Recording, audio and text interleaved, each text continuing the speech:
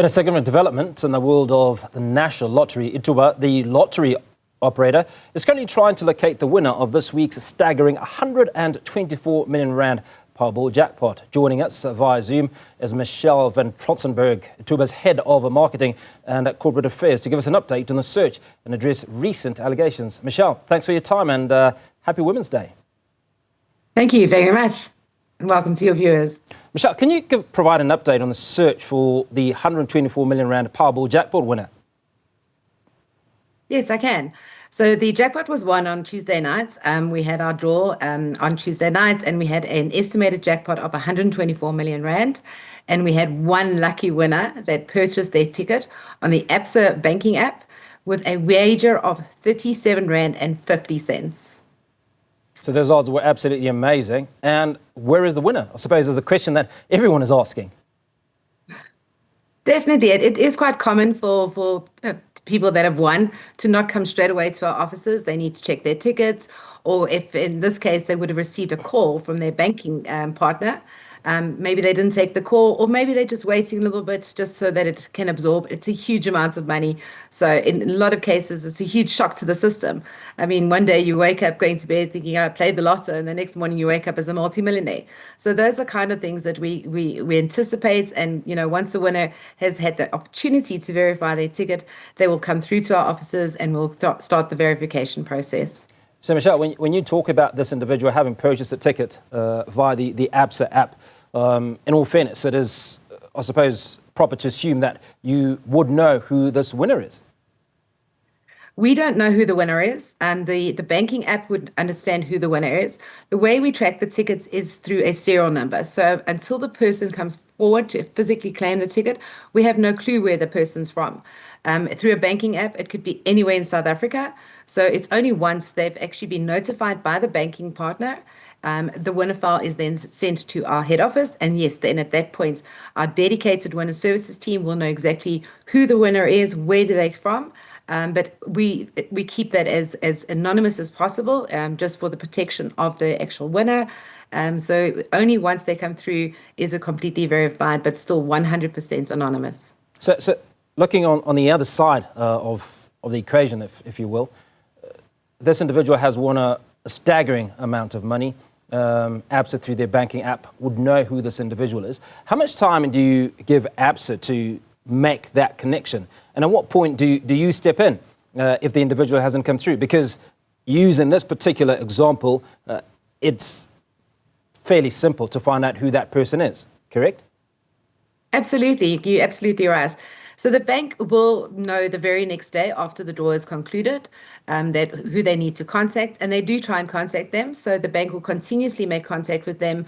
And even then, once they've made contact, it's not necessarily mean that they're going to come straight away through to our head office. If they live in a rural location, they would still need to travel to one of our regional offices. We've got regional offices around the country. So if they lived in an area that's not located close to one of our offices, they have got time. But all of the tickets are valid for 365 days from the day that they purchased the ticket. So there is a bit of time for them to come through. Once the winner has been notified by the banking app, that's, as I said, when the file is given to Ithuba, to our dedicated winner services team, and then they will start contacting the winner directly. Michelle, does Ithuba have any obligations to find these individuals if they themselves do not come to you? Look, we want all of our winners to experience, you know, the reason why they played. If you think about the National Lottery, you know, there's always winners. It's not just the people that win. A significant amount of revenue goes towards good causes. So even if you're not a winner, there are winners, because that money goes towards the National Lottery Distribution Fund, and that money is used for NGOs. It's used for arts, culture, and sports development in this country. So there is an obligation. We obviously would like the winners to come forward and claim their prize. They played. They have an obligation to themselves to claim their winners, to claim their winners. Now, what I'm not understanding is, are you obliged to find that winner? We are not obliged to find the winner, because if you think about it, if you purchase your ticket in a retail store, and you've maybe lost the ticket, we have no idea who you are. We know exactly where you purchased the ticket. We know exactly what time you purchased the ticket, how much you wagered, but we won't be able to locate you. But we do obviously deploy marketing initiatives, corporate social affairs initiatives to try and find the winners. So we do deploy radio, we do advertising, we do as much as possible to encourage everybody that purchased a ticket for a certain draw to look at their tickets, check their winning numbers, and contact our call center. So we do try. Although we're not obligated to answer your question, we do encourage all people to look at their winning numbers, and we also go out of our way to make sure that we can locate our winners.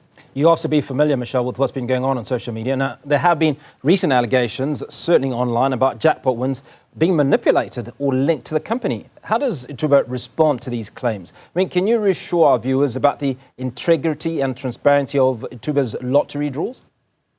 Absolutely. So, there will always be claims on social media, and whenever there's a big winner, there is a lot of noise on social media. And it is understandable. People have a voice, they have an opinion. What I can do to reassure all your viewers out there that the National Lottery is 100% legitimate. It is, if every single draw is audited by independent auditors. We use international best practice systems such as SHREC, which is an RNG system, which is approved for all lotteries worldwide. And it is completely no human intervention.